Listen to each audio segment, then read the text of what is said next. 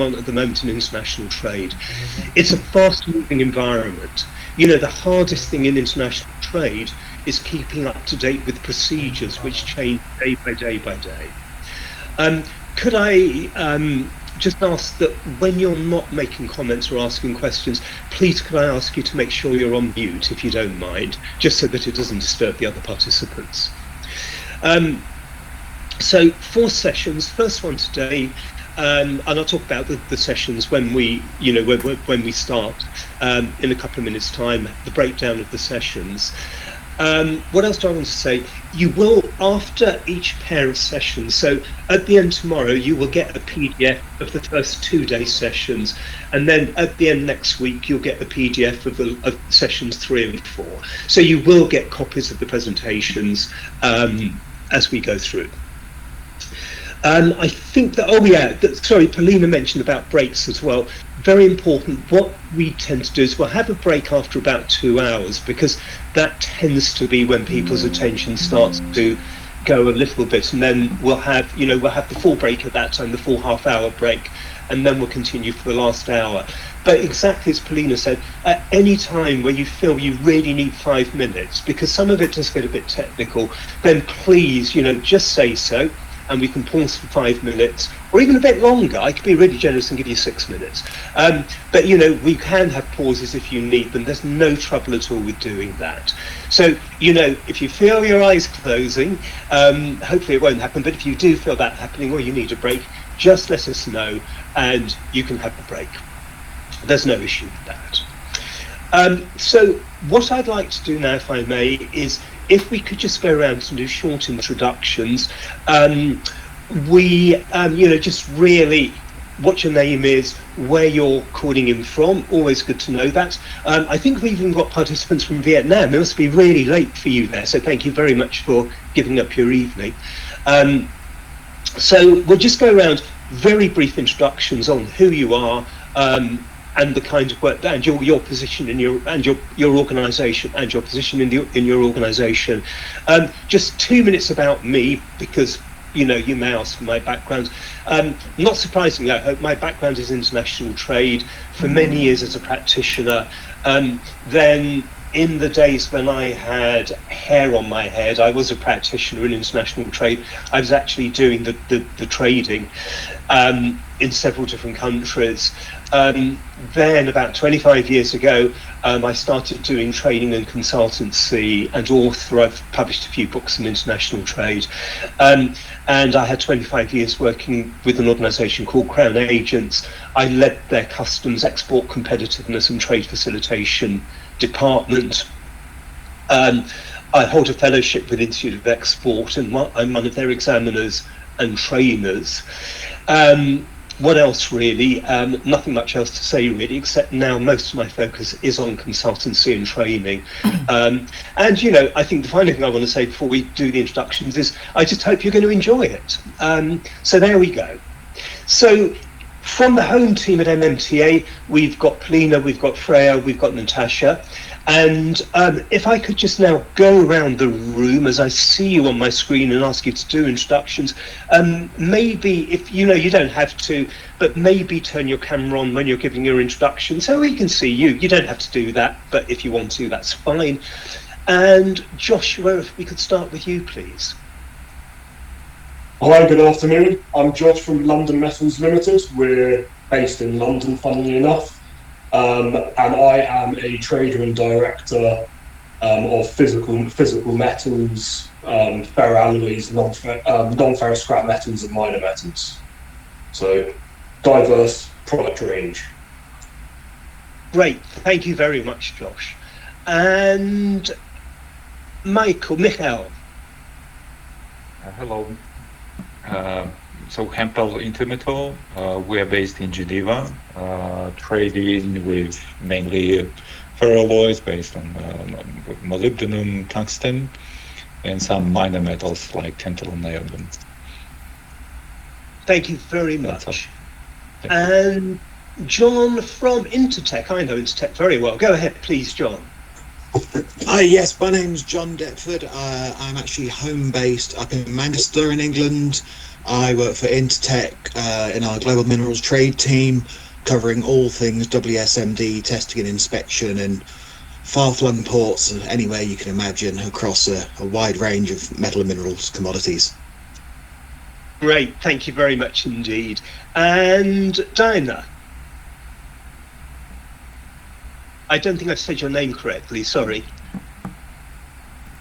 It's Dana Lehrman. Dana, I beg your pardon. I'm the newbie. My husband is Danny Lehrman. My son is Noah Lehrman. It's Hudson Metal and Alloy. And when Carol Stone, who was the traffic person, retired, I volunteered to sort of step in. So I'm just learning the ropes. So you'll have to consider me the newbie. And I'm in New York, and it's 8 in the morning, and I'm trying to have a little breakfast without you seeing the yogurt and the banana.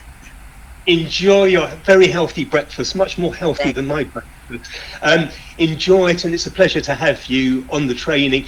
And you know, you're in a really typical situation. Very, very often when I deliver a training course, I find there are people on the course and they say to me, I've never done this before. So-and-so left after 30 years. Now we need help with Incoterms, we need help with our letters of credit, we don't know if we're customs compliance. I hear this all the time, so please don't worry at all. You know, it's great to have you on the training. Next we've got Wilma, please.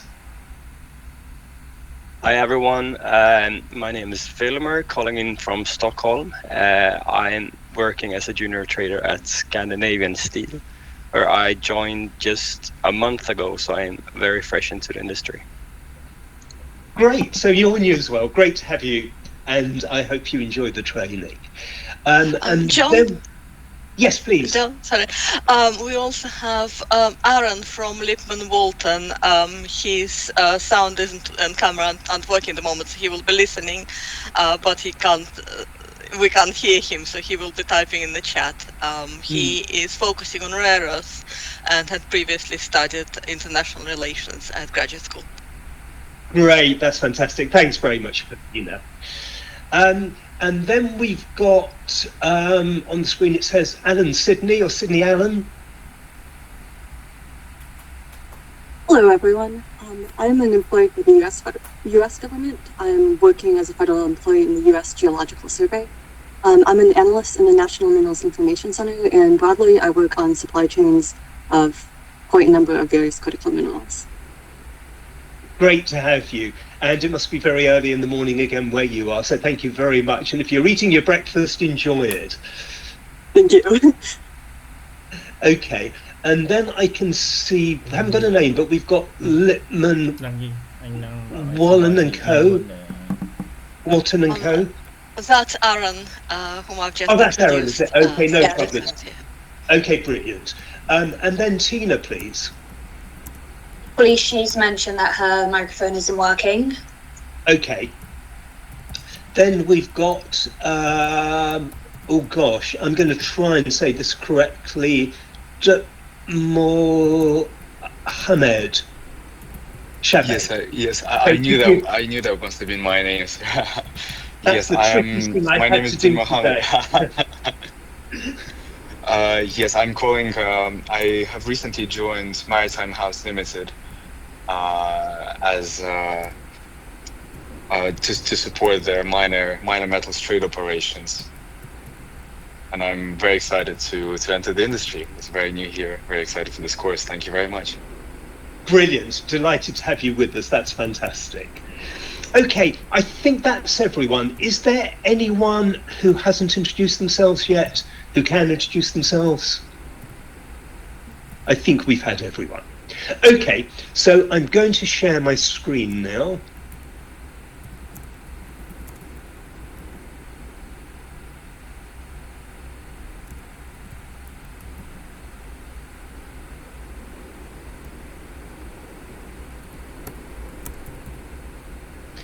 Okay, could someone please tell me, can you see the screen okay, and can you see it full size? Yes, this is fine for me. How's everyone else? It's Please not let us know quite if you full can't see it. size for me. You're getting it full size? Okay, great. So, as I say, we're dividing into 4 sessions. And broadly, the sessions are on the screen. You can see what this one's all about. Tomorrow, we're devoting to Incoterms 2020. The whole session is about Incoterms because, you know, as you'll be aware, Incoterms are the core of every international trade transaction. So tomorrow is entirely on Incoterms. Then next week on Monday, it's going to be about shipping, it's going to be about customs, it's going to be about insurance and documentation. So some really practical aspects there. Very, very topical, of course, because now, I mean, there's a statistic, you know, I'm always a bit wary about statistics, but we did get a statistic last week that in international trades globally, there's an estimation that 75% of traders, and when I say traders, I'm using that expression to encompass all exporters, all importers globally, there's a 75% rate of non-compliance with customs. That is incredible. But that, you know, there's always been a high level of non-compliance. When we talk about non-compliance, that can simply be, you know, getting a commodity code wrong, an HS code wrong by 1 digit. That's non-compliance. But the rates are getting higher and higher and higher. And that's a really big concern to customs authorities globally. So anyway, that's what we're going to be looking at next, you know, amongst the things we'll look at on Monday next week. And then the final section next week is going to be trade finance. It's going to be about export credit control. It's going to be about the methods of payments used in international trade, and probably the most important, if you like, and the safest method of payment, the documentary letter of credit. So that's how we're dividing the 4 sessions. So today we're going to talk about the current international trade environment in general. And, you know, these are kind of broad subjects, and we'll look at them broadly. We're going to look at the supply chain process, and we're going to look at the origin of products, preference and non-preference origin. You know, with all the stuff going on at the moment with tariffs and other things, origin is suddenly becoming more, it's always been important, but it hasn't had the focus that probably it should have had, you know, a long time ago. So we'll talk about origin as well. To start off with, I'm going to, you know, very, very quickly, in fact, as I say, you will get a copy of the slides. For those of you that are EU-based and UK-based, I'm going to look at broadly the situation in the UK at the moment, simply because it's a bit of a snapshot to what's happening to international trade globally, with the added complication that in the UK, you know, currently in international trade, nations are joining free trade areas, they're joining customs union. Bizarrely in the UK, I'm sitting in London at the moment, bizarrely in the UK, we're one of the few countries in the world that's actually left a free trade area and a customs union. That's very, very rare. And I'm not sure we realised the impact that would have. And it doesn't just have an impact on the UK. Of course it has an impact on the European Union that we left, because the European Union is still the biggest trading partner for the UK. But it also has an impact on many, many other countries. Because when the UK was part of the EU, of course we benefited from all the trade agreements negotiated by the European Union. Now we're not part of it. We have different trading relationships to countries other than European Union countries, because we're not part of trade agreements that existed, even though new trade agreements are being negotiated. So, you know, looking at a UK perspective gives you a little bit of a background to what's going on, certainly in the EU and the UK, but also more generally what's happening in international trade globally. And just to kind of put things in perspective, I always like to start looking at what really is the key difference to trading internationally as opposed to trading domestically. Because one of the realities is, you know, wherever you're based, you can trade something domestically and it's fairly straightforward. You know, you've got a seller, you've got a buyer, you may have a trader in the middle, an agent, someone like that. But, you know, you're not crossing a border. Everything's pretty straightforward. However, as soon as the product crosses an international border, there's a ton of other things that you've got to think about. And it makes life exciting, if that's the right word, but it does make it complicated, because it means we really have to be aware and stay aware of all the procedures that govern international trade. And, you know, despite some of the things that we may see going on at the moment, international trade is a rules-based system. Whatever our role, there's going to be a rule about it. It's an international rules-based system governed by organisations like the World Trade Organization, the World Customs Organization, and the International Chamber of Commerce. Those are the three organisations that really govern the way we carry out international business. And there are a plethora of other organisations as well, but those are the principal ones. So what are the key differences? Well, you know, there are soft issues and there are hard issues. And I guess a soft issue, if you like, is culture. You know, I mean, for me, one of the privileges of international trade is that, you know, those of us involved in international trade, as all of you are, one of the key things is we have the privilege of experiencing different cultures, different countries. I mean, I did a check on this last week. I've worked in about 59 different countries, I think, and everywhere is different.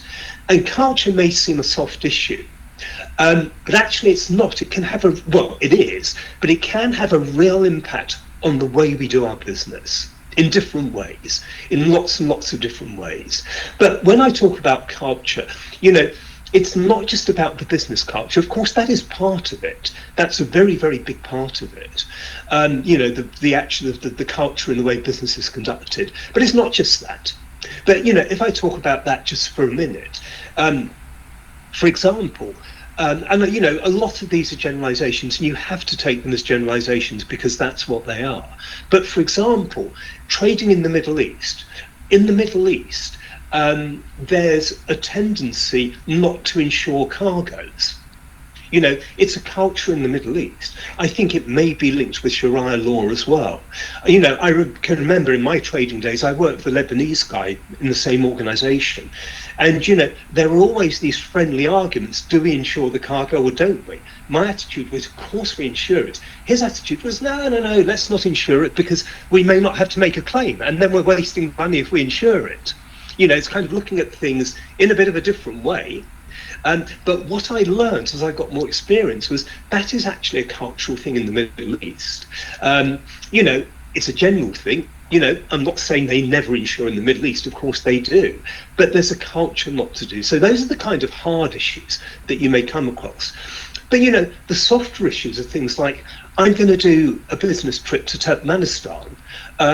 You know, what should I wear for business meetings? You know, the world is a lot more relaxed than it used to be at the moment, but you do get surprises. You know, last year, I was teaching in Zimbabwe last year, and I hadn't been there for maybe about 7 or 8 years, my first time back for about 7 or 8 years. And I was running, I think, about 14 training courses there. And so, you know, I pitched up, and it was funded by the European Union. I pitched up there, first day, first course. I was I'd like to think reasonably, I would call it smart casual, no tie, no jacket. All the delegates who turned up were wearing suits and ties. The men were, not the ladies. The ladies were very smartly dressed as well. And I was acutely embarrassed. But in conversation, it turns out, they thought I would be wearing a suit. I didn't think they would be wearing a suit. So, you know, got it wrong. So it's kind of things like that, which, you know, they make life interesting. But when we go on to the harder issues, you know, currency. I mean, if you're trading domestically, you'll be trading in your home currency. When you trade internationally, you may be, but you may not be. So we have to think about rates of exchange. Is the currency convertible? You know, very, very important. We'll talk about this next week. But for example, you know, one of the countries which the world seems to be getting really excited about now as a new market, as an emerging market, is Nigeria. But no one wants to get paid in Nigerian naira. You know, because you can't exchange them, you would want a hard currency.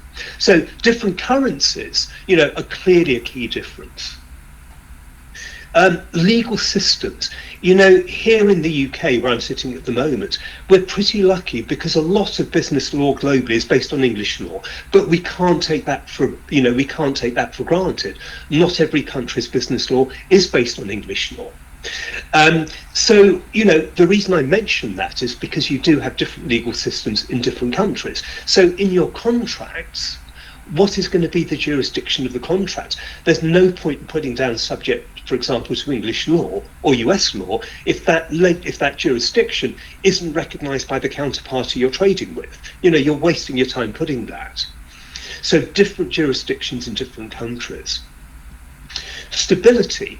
Well, we don't live in a stable world at the moment. There's so much going on at the moment. And stability does have an impact on international trade. Of course it does. I don't need to say much more about that because I think it's pretty obvious. And it can lead to things like supply chain disruption. It can lead to things like sanctions, of course. And examples of that at the moment. So stability is really a key constraint. And it's probably, I'm going to talk about some of the expressions being thrown around currently shortly. But stability or lack of stability is possibly or probably the biggest non-tariff barrier to trade at the moment. But we can talk about that later. Exchange control. Globally, there's increasing interest in emerging markets. Globally, there's a view that certain markets are saturated and that the centre of gravity is moving. Again, we'll talk more about that later. Because of that, what I'm seeing, and you guys are involved in minor metals, critical minerals, and so on. In the work I do, I get involved in every product under the sun. I always say I am product agnostic. And what I'm seeing globally is that there's more and more and more interest in emerging markets. If you look at, and there are lots of reasons for that, but if you look, for example, the automotive industry, where are they looking at setting up the new plants now in places like Nigeria, Ghana? They're nearshoring, basically. So, and also, and again, it depends on the commodity, of course it does. But with the view that some of the kind of traditional markets are saturated, then there is more interest in emerging markets. And one of the key points about emerging markets is they're investing very, very, very heavily. I mentioned Nigeria earlier on. And Nigeria is a hugely growing economy. They'll be building a new port at Lekki because Lagos Port, frankly, has been far too congested for a long, long, long time. So huge new investment in a new port at Lekki, a new airport, very near Lekki as well. So that's a huge amount of investment. And I use that as an example because, huge amounts of dollars, of euros, of sterling going into the projects for the new port, the new airport, and other infrastructure improvements. And that means there's always going to be a shortage of hard currency. So how do you get paid? They have exchange control regulations to control that. And similarly, earlier this year, I was in Ethiopia. Very, very similar in Ethiopia. Ethiopia, a really very, very rapidly expanding economy. They've recently built a metro system in Addis Ababa. They're spending huge amounts of money. One of the biggest, it will be the biggest airport in Africa, I think, bigger than Johannesburg, is going to be built in Addis Ababa. So a huge amount of investment going on. They're going to be short of hard currency. That affects payments. Now, there are ways to protect against that, and again, we'll talk about that next week. But it is a key difference. The markets people are getting excited about are the emerging markets, and the emerging markets are always going to have exchange control regulations. Time zones, nothing we can do about that. Here on this course, we've got some people in the States. I think we've got some of you from Vietnam, and we've got some of you in Europe. And we've got me in the UK. We're all on different time zones. We can manage it. We can manage it. But, it is a key difference. Of course it is. And we have to bear in mind with our communications. The World Trade Organization, TFA, the Trade Facilitation Agreement. What I say about that, firstly, just shout out yes if you've heard of the Trade Facilitation Agreement. Just shout yes. Yes. Great. That's rare. Anyone else? Fantastic. Because I always say the TFA, the Trade Facilitation Agreement, that is the most important international trade agreement that no one has ever heard of. So I'm just really happy, and I'm smiling. We've got someone in the course who's heard of it. It really is important, because that's the way customs are going to be operating globally in the years to come. And there are going to be some huge changes which will impact on every trader in every country. It's a really big difference. Eventually, when fully implemented, the TFA will reduce the cost of carrying out international business. That's what the TFA would, that's what it's aimed to do. We'll talk more about it later on, and I'll give you some examples of what it's all about. CBAM, carbon border adjustment models. There's one in the European Union. There's one, or there will be one in the UK. These are only going to grow globally. More and more of these green agreements. Now, they have their impact, of course they do. They have their regulatory impact. Also, a very big impact, or a growing impact, I should say, in the way we move goods around the world. You know, and again, I'll talk more about this next week. But, you know, things like, you know, I mean, for example, where I'm sitting at the moment in the UK, some of the supermarkets in the UK, the big buyers, are saying they will stop buying from certain markets where they buy produce from, typically tropical fruit, that kind of thing. A lot of the African markets, they'll stop buying from those markets if the cargoes are shipped by air. They will only buy if they're shipped in chilled containers by sea, for sound green reasons. More relevant to your business, a huge amount of emphasis on moving cargoes off the roads onto railways, trade corridors from some of the, you know, and again, I'll talk more about this probably next week, maybe a little bit today. But, you know, the trade corridors, for example, from the Copper Belt in Africa, going westwards to ports like Lobito in Angola, a huge amount of investment. The Chinese Belt and Road Initiative, you know, green shipping is becoming more and more important. You know, ethically it's important, and you know, for the obvious reasons, it's important. Tariffs, of course, you know, this has really, you know, over the last 6 months, it's made origin more important. It's triggered, you know, whatever you think about it, and let's not get too political on trainings like this. It's never good to get political. But, you know, whatever you think about it, it's caused challenges. I always think it's called, you know, when you get challenges, you get opportunity as well. What it has done is it's triggered a lot of trade negotiation discussions. But again, we can talk more about that later. Language, of course, is a key difference. And very embarrassingly, I say this as someone who can only speak English, and I am French, which I don't speak very well at all. I get myself into loads of trouble when I try and speak a foreign language. You know, wherever I go, I like to try and learn a few words of a language. That can be a really dangerous thing to do. You know, many of you will know that here in the UK, we're just not very good at languages.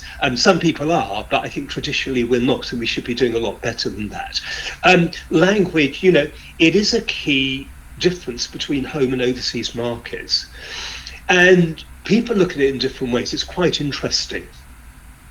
One of the projects that I hold is I run on behalf of the European Union for the European Bank of Reconstruction and Development. I run a series of training courses in different countries for SME exporters and importers. And, you know, I've been delivering these globally, I think so far in about 16 different countries, I think so far. And it's quite interesting. I started to, you know, the first countries they asked me to do were in Eastern Europe. They were Ukraine, Moldova, Romania. Then they moved in Central Asia, Turkmenistan, Kazakhstan, Uzbekistan, then Middle East and North Africa, and more recently in Sub-Saharan Africa. So different countries. But what I found interesting was that when I started doing them in Central Asia and Eastern Europe, for example, in Ukraine, we had simultaneous translation. So, you know, in the rooms where I was doing it, and I did it in a number of cities in Ukraine, you know, there'd be a booth in the back with the translators, and I would be delivering in English, and they would be translating into Ukrainian. And what I found was, when I started doing this for EBRD, was that some countries had simultaneous translation But a number of countries, I would arrive, and it'd be the first day of the training, and I would say to the organisers, is there simultaneous translation? And they would say no. And I would probably look a little bit puzzled, and but they explained that to me, and and this became quite common. They'd say, in our view, if anyone wants to trade internationally, they need to be able to speak technical English, or technical international trade English language. Now that sounds really arrogant, but that was a general feeling. And actually, I did actually challenge EBRD on this, and said, well, language shouldn't be a barrier to trade. And their view was, and this is the view of, this appeared to be the view of the European Union, their view was, they said to me, well, look,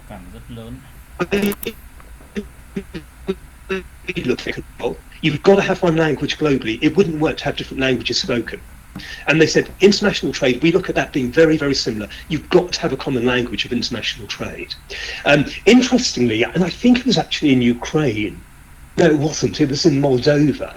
In Moldova, I actually met someone who spoke Esperanto, which was going to be the global language. Some of you may remember it, it never took off. But there we go. Anyway, language is a difference. Trade legislation, and that links with tariffs. Every country has the right to control what goes in and out of the country. Every country has the right to do that. It's a sovereign right. And that's done by export control, and it's done by import control, and it's done by tariffs, and it's done by trade agreements. Now, we may not always like trade legislation, but it's always going to be there. But it's not, I was going to say, it's not a free-for-all. It shouldn't be a free-for-all. It shouldn't be, because we have a rules-based system operated by the World Trade Organization and the World Customs Organization. Currently, we have to say it's in a bit of free-fall at the moment, but basically it should be a rules-based system. We have infrastructure. Different countries have different infrastructure. And, this really matters when you look at things like critical minerals. Look at where some of them come from. DRC, Democratic Republic of Congo, Zambia. I've worked in those countries.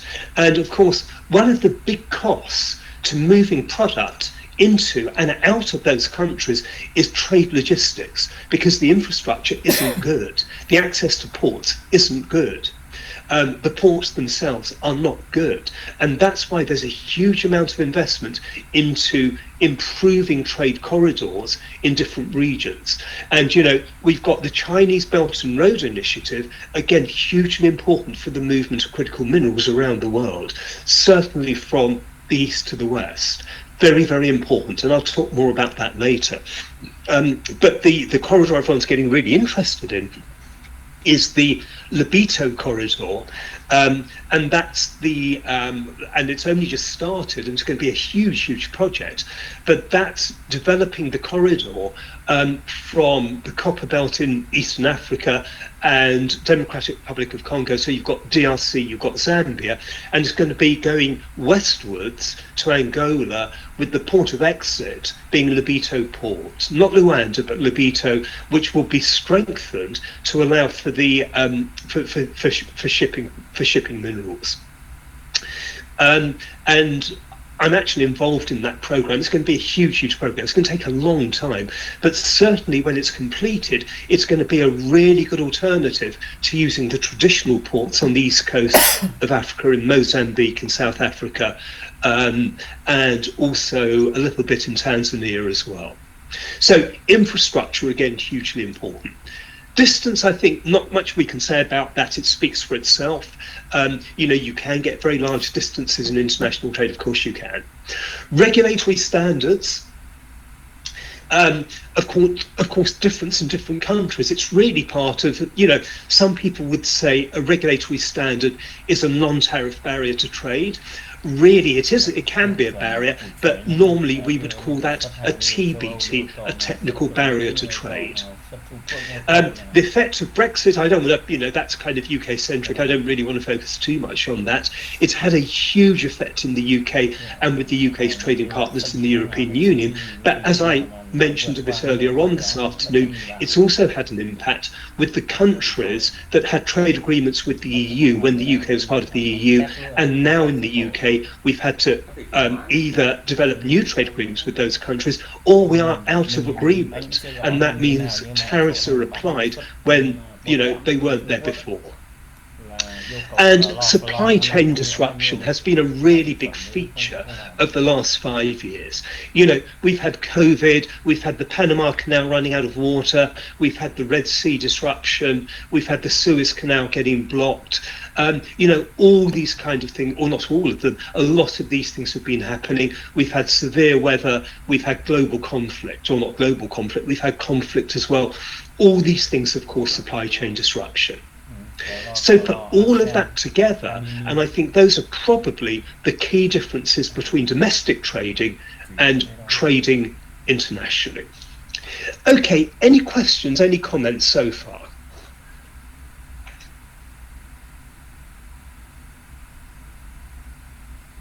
John? Okay, yes, please. Please tell me again, CBAM.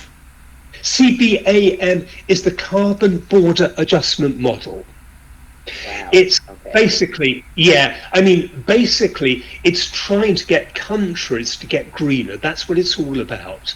And basically it's the easiest way to describe that is like having an additional tax if a country is not following their the agreements on green trade. Okay, so in a way it's an incentive to get greener. That's what it's, more broadly, that's what it's all about. So currently the EU has a CBAM control system. The UK will have one, and more countries will be having these. That's what it's all about. Thank you. You're very welcome. So a little bit just a little bit about terminology.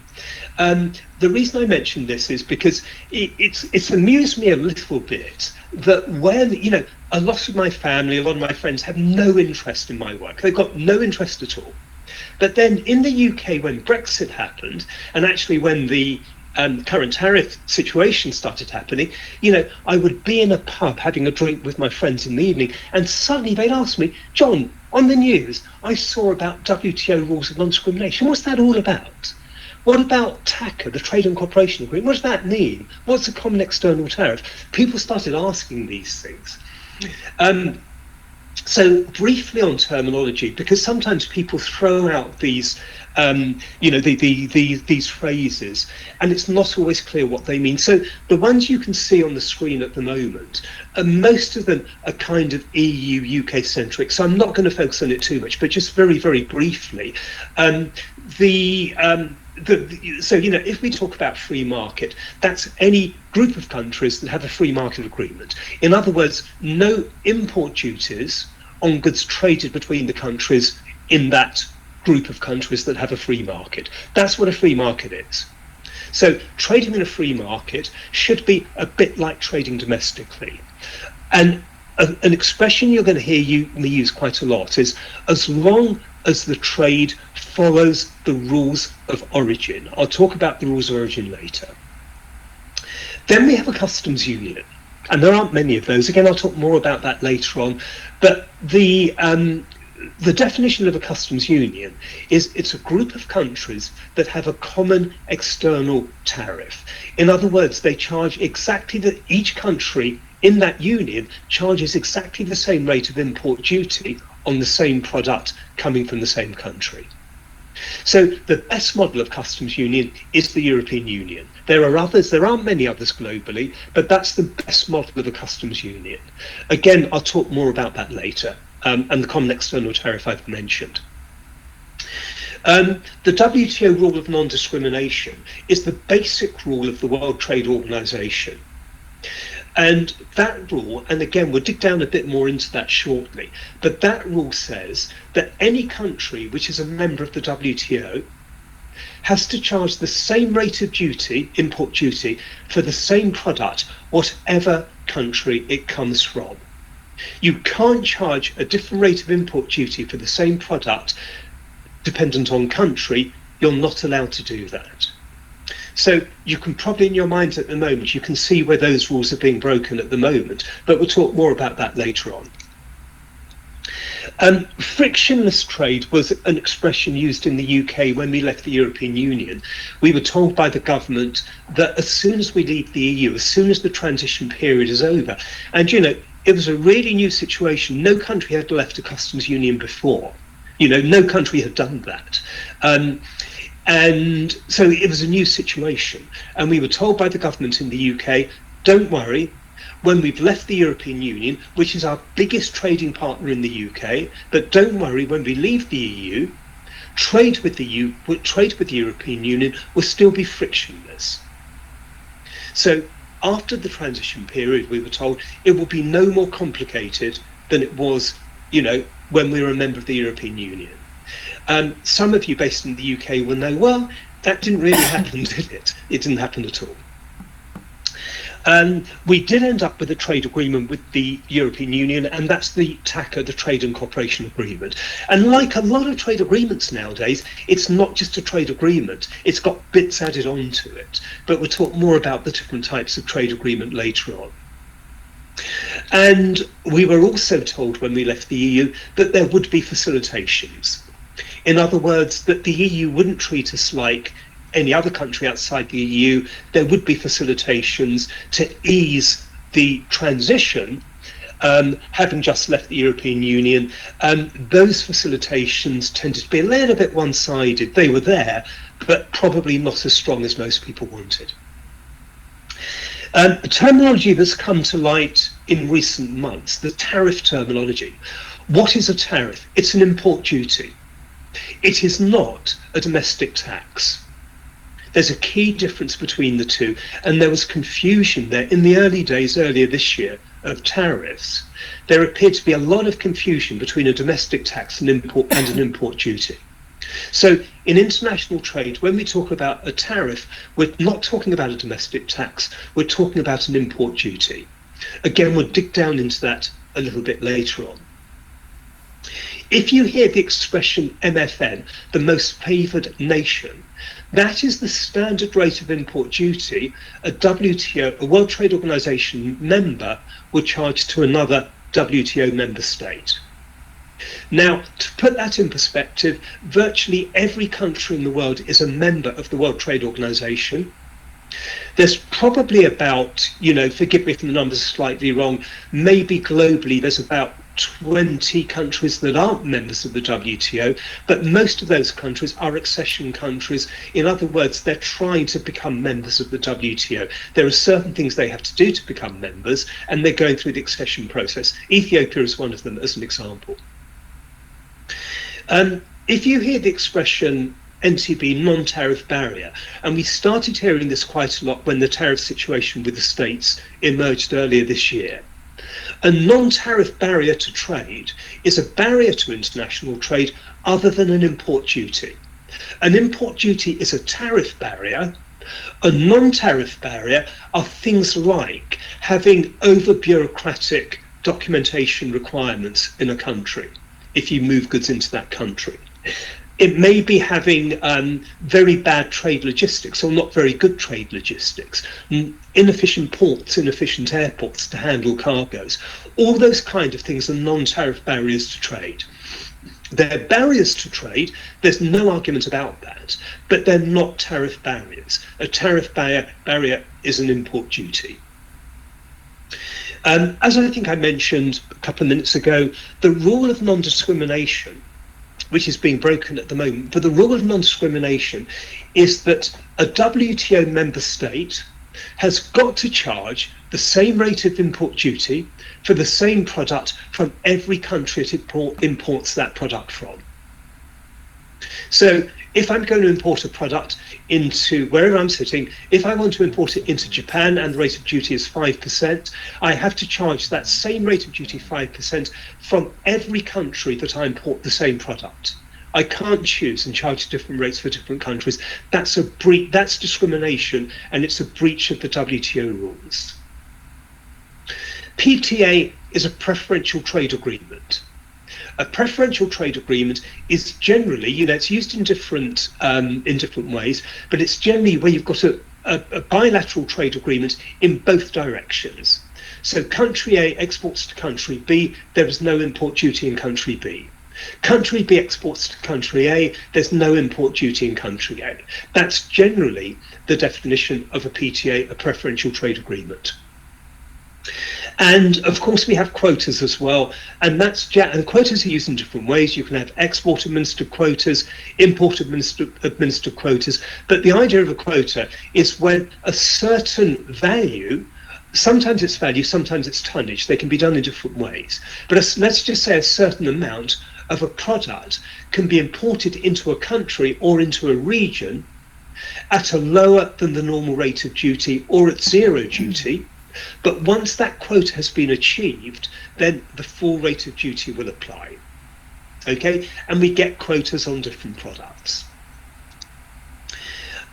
So a little bit about the USA tariffs, because this is what, I think everyone wants to talk about at the moment. Well, firstly, as you can see, that it's a complex situation, but the rules of non-discrimination have been breached. That's a reality, because currently the way the tariffs are working is they're dependent on country, not on product. So that's a direct breach of WTO rules. That's all really we can say about that. The other thing, and I think this has been clarified now, is right at the beginning of the current situation. We were hearing expressions like the EU is charging, in addition to import duty, they're charging GST or VAT, whatever you want to call it. But the fact is that's charged on everything, domestic trade and international. It's not a duty. It's an it's a tax. It's a domestic tax. So there was lots of confusion there, and I think it had to be explained to some people working in governments in different countries, who weren't all trade experts, that don't forget, a tax is charged on everything. In the EU, in the UK, in most countries, we charge a tax on everything that's bought, whether it's domestic or international. It's not the same as an import duty. It's two completely different things. So whatever we think about the tariff situation, it has expedited negotiation of trade agreements. Every country wants to negotiate trade agreements with other countries. In the UK, we've had to learn this very, very quickly, because when we were part of the EU, of course, trade agreements were negotiated at EU level. We didn't have to do it from our own volition. It would all be done at EU level. But globally now, because of the situation generated by the USA, and arguably this could be a good thing, countries are negotiating new trade agreements. To give you an example, my belief is, and I may be wrong here, this is my view, and I debated this quite a lot with people who are involved in the negotiation, is that we would never, in the UK, we would never have negotiated our trade agreement with India if the US tariff situation hadn't happened. That's my belief. Now, the UK negotiator with India is a friend of mine, so we have a lot of I have a lot of interesting debates with her. She's a very, very good negotiator, and but anyway, I really think that's been a trigger for negotiation of new trade agreements. And that, I think, will accelerate. I think there will be a negotiation of new trade agreements, and that's going to create new balances, I think, globally in international trade. Because I think one thing we should be very, very clear about is every country is import dependent. No country can produce domestically what they need to run the country, basically. Every country is, to more or lesser extent, import dependent. And things find their own equilibrium, they find their own level, and that's going to happen, but we'll see.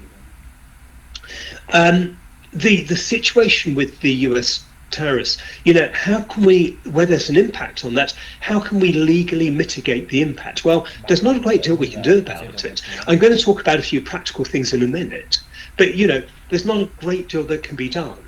But what I have found is that suddenly, it's quite interesting on, a typical, for example, a customs compliance course that I run, one day of that course will be on origin. One day of the course, sometimes 2 days, is going to be on origin.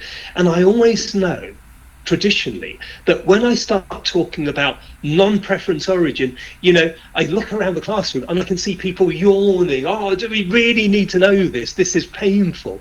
And suddenly, I think in the last 6 months, I've had more inquiries from companies and countries on training, even customs authorities for training on non-preference origin, you know, as something new that I've never had before. Suddenly it's becoming of interest for obvious reasons. So, you know, non-preference origin is important. So just have a look at this, and then I'll pause for any questions or comments.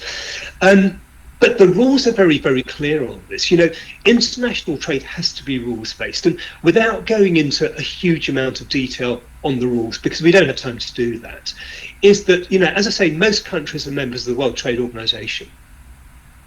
Most countries are members, and the WTO rules are very, very clear on this, and this was agreed in the WTO years and years and years ago.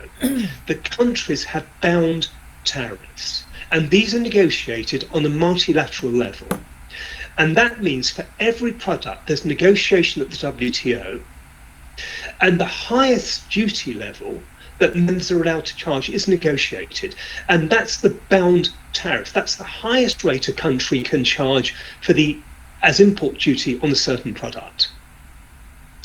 Now, they're not allowed to go over that rate. They're allowed to go under it. So individually, a country can go under the bound tariff rate, but they can't go over it without a completely new negotiation on that product at the WTO. So the idea of that is that it brings duty rates down globally, because whatever the product is, you can't increase it over the bound duty rate. Sometimes it's called the ceiling. You can't increase it, but you can go lower than that. And over the last 20, 30 years, that's resulted in a lowering of average duty rates. Duty rates are different for different products, of course they are. But globally, until now, there's been an average lowering of import duty rates.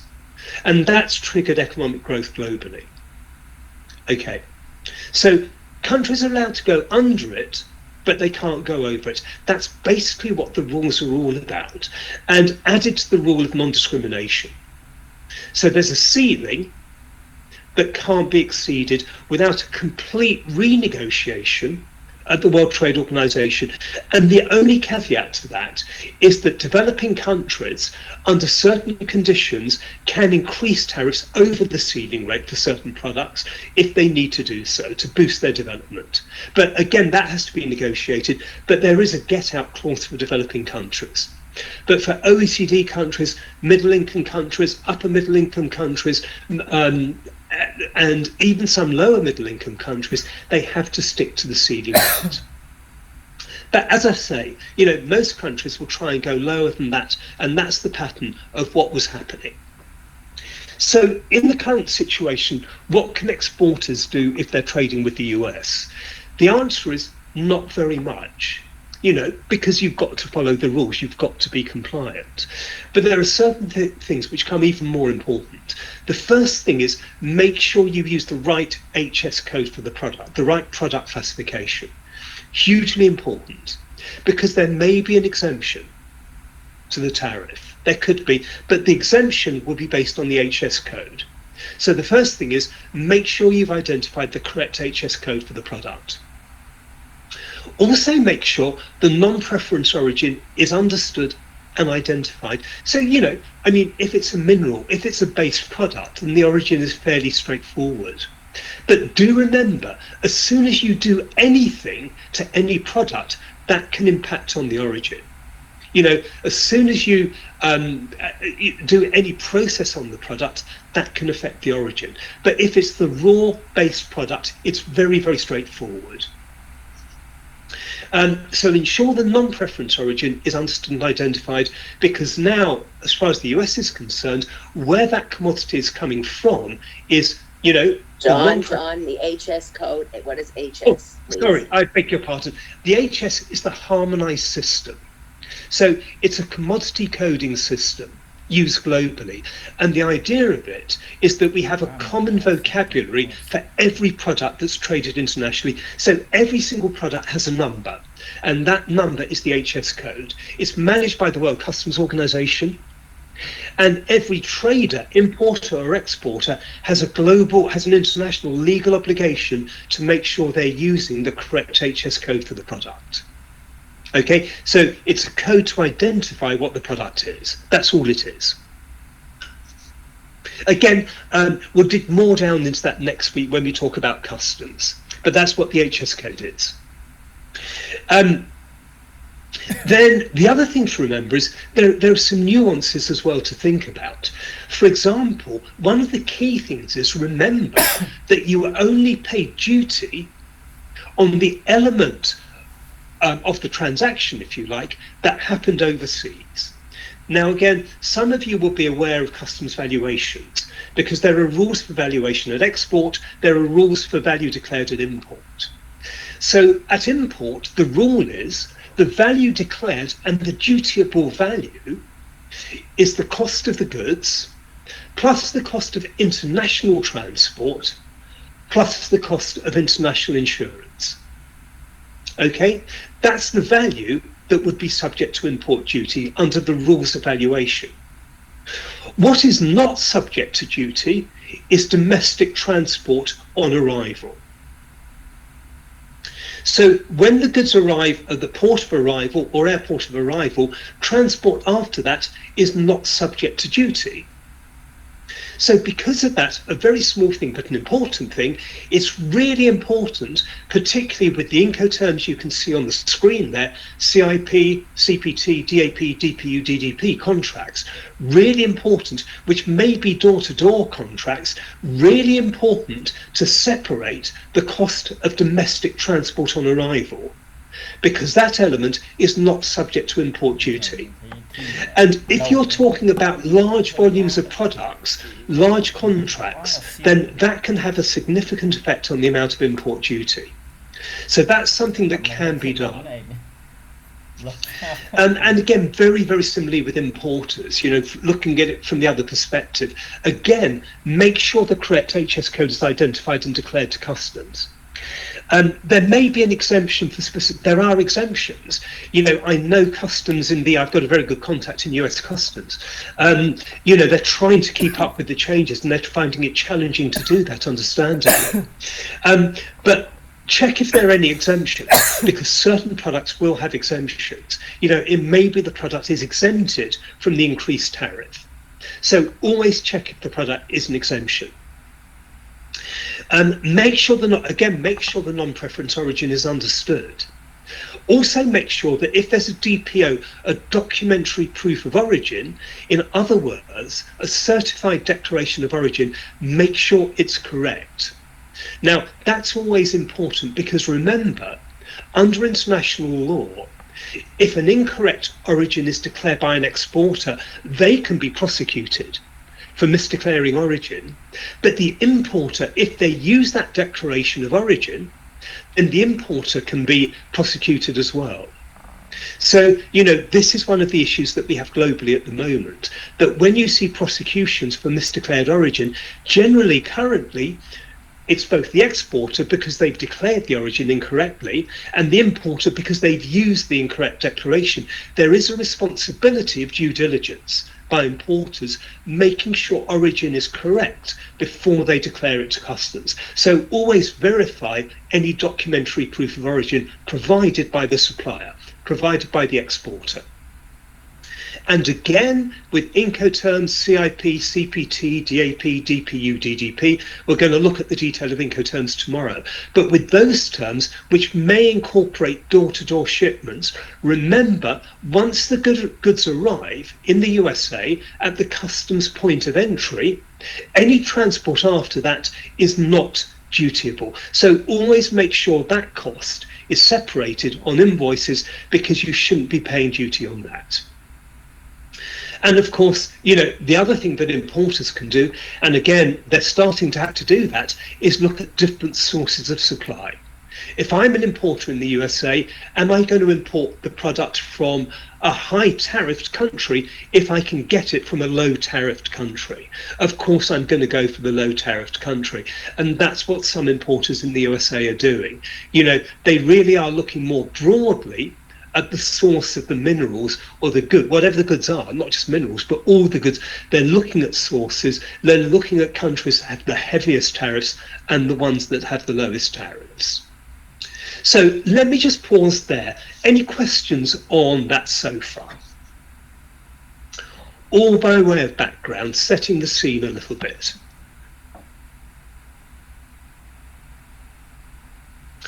Okay.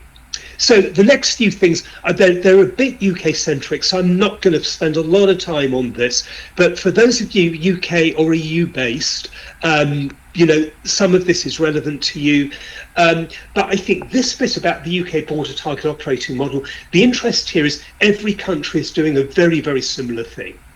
So every country in the world has got, or every World Trade Organization member state, has got to implement the trade facilitation agreement.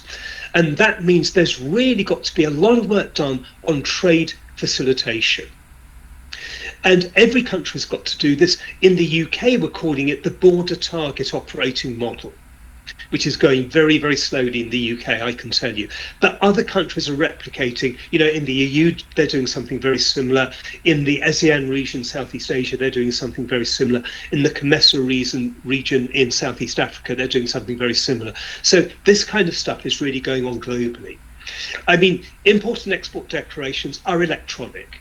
It's about the only thing in international trade where the whole world is doing it electronically. But there is this migration to digital reporting. And sensible countries are doing a phased approach. There's only one country I know that's not doing a phased approach. They're trying to bring the whole digital system in from day one, and that's the Philippines. That's the only country in the world that are trying to do, you know, if you like, as a big bang, and it's turning into a disaster. But the way most countries are handling it is by establishing what's called a trade single window. Now, I'm not going to say much more about that now, because we'll talk about that next week. But just a couple of bits on that at the moment. That's the single window is deemed to be the single most important trade facilitation tool a country can have. And it's interesting, when they work well, they really do reduce the cost of business for that particular country. The first single window is in Singapore, really reduced the cost of doing business in Singapore. To give you some examples, they've got one running in Kenya, which works very, very well. The European Union is going to get a regional single window covering the whole of the EU, connecting all their customs authorities and all their regulatory authorities. I can't remember what it's called. It begins with C, but I can't remember. Anyway, that will start to be implemented in later this year, I think, maybe early next year. In the UK, we've had a project to implement a single window. Our government put that on pause in November. I understand it will be going ahead, but that's been delayed, which is a very big shame, I think. Anyway, the point is, most countries are doing this kind of thing at the moment. There's a lot going on. And in the UK, like in every country, they're telling traders to get ready for it. You know, traders have a duty to be compliant. It doesn't matter what country you're sitting in. The principles are the same.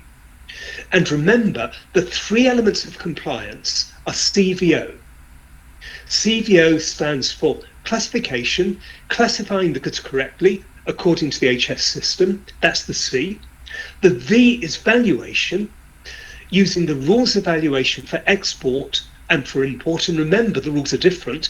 You declare a different value for export than you do for import. So that's what the V is, valuation, and O is origin. And the CVO, classification, valuation, origin.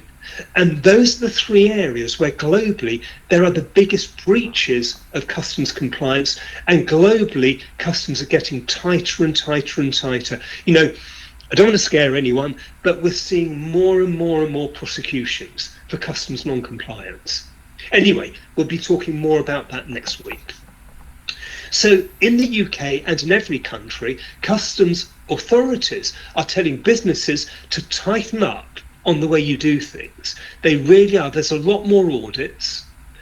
And one of the points that they're making very, very clearly to businesses, and again, this is global, that if you use an intermediary, a freight forwarder, a customs broker, remember that they are acting on your behalf. And if they get something wrong, you take the blame for it. They act as what's known under the rule of direct representation. So if you say to your customs broker, to your forwarding agent, I want you to identify the correct HS code for the minor metal I'm trading, then they'll do it. You know, they'll have a look for you. They may get it wrong. If they get it wrong, that's your fault, not theirs. And you would be the organisation that gets prosecuted. That's what the rule of direct representation means. So in the UK, like in most countries, customs authorities are saying, look, you know, businesses, we know generally some businesses are very good at being compliant with customs, but others aren't so good. And we're seeing more and more and more trading businesses are not as good as compliance as they should be. And what customs globally are saying, get your act together, because we're going to come down heavier and heavier and heavier. That's just a reality. Now, you know, when I say this has been the perfect storm in the UK, most of this has been the perfect storm for every country involved in international trade. When you think back over the last 5 years, what have we had? I think, you know, I'm going to leave out Brexit because that's, you know, in the UK, that's exacerbated the situation. But, you know, in every country, you've had the pandemic. You know, that's had a big impact. And that led to shipping disruption. Not only the pandemic, other things as well. You know, I've mentioned the fact that the Panama Canal, it can't take the size of container ships it used to take because the water levels are lower because of climate change. We've had the Red Sea problems, you know, the dangers in the Red Sea, shipping lines not prepared to use the Red Sea. We've had the situation with the Baltic states because of the situation in the Baltic. We've had, you know, if you like, smaller things that have had an impact, like the Suez Canal getting blocked by that ship, the Ever Given. We've had really, really big climatic events which have had an effect on international logistics. So there's been a lot going on with shipping disruption. Most countries have been in the last 5 years, they've been updating customs systems because of the trade facilitation agreement. In the UK, we've been undergoing a complete change of customs systems from one IT system to another. And that's had a very, very big impact. Countries are updating their customs code. That's had an impact as well. Many countries have had budgetary rebalancing. We've had sanctions regimes because of the situations in Ukraine. We've had single windows being implemented in many, many countries, but some countries like the UK putting things on pause. And now we've got the US tariffs. You know, it really has been the bumpiest time for international trade. So there are some figures there for you which may or may not be interesting, but the point I want to make here is that, you know, certainly in Europe and the UK, Brexit's had an impact on that in relation to negotiating trade agreements, but now the USA tariff situation has had an impact as well. And I think, you know, I'm always a believer, you know, let's not just look at the challenges, let's look at the good as well. And what I think the tariff situation has done is caused a huge amount of problems. It's in breach of the WTO rules. But what it's certainly done is it's made countries look at negotiating new trade agreements. And that's probably a positive that's going to come out of it all. So we'll see what happens. Very, very early days. But that's certainly been something that's happened as a result of the US tariff situation. And again, you know, like every other country in the UK, there's been a border strategy. And I think what you'll find globally, and as you can see there, a lot of it is about digital borders, you know, and it's all about moving the border as such. And I mean, this is kind of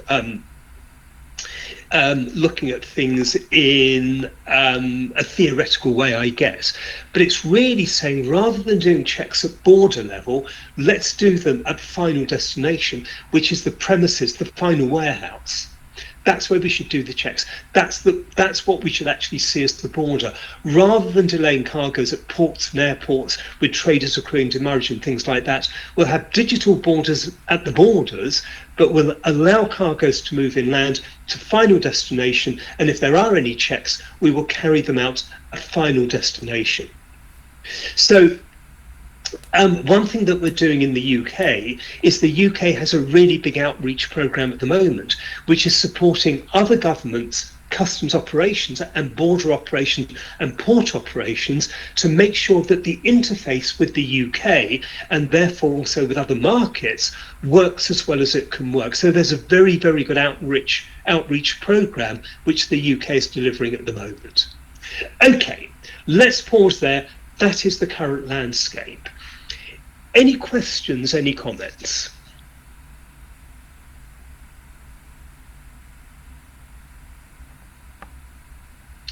Okay.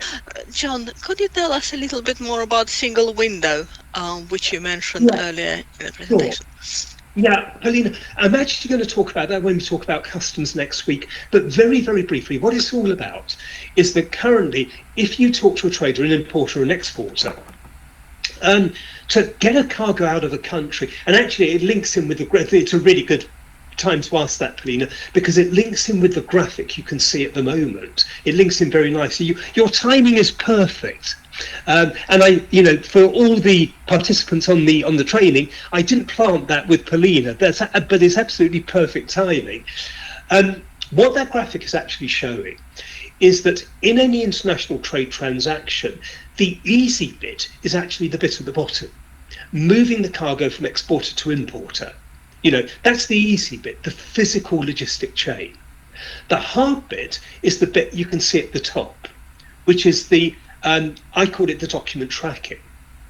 And the reality there is, many of you will know, if you're involved in supply chain, if you're involved in moving cargoes, that to move a cargo across an international border involves a huge number of stakeholders.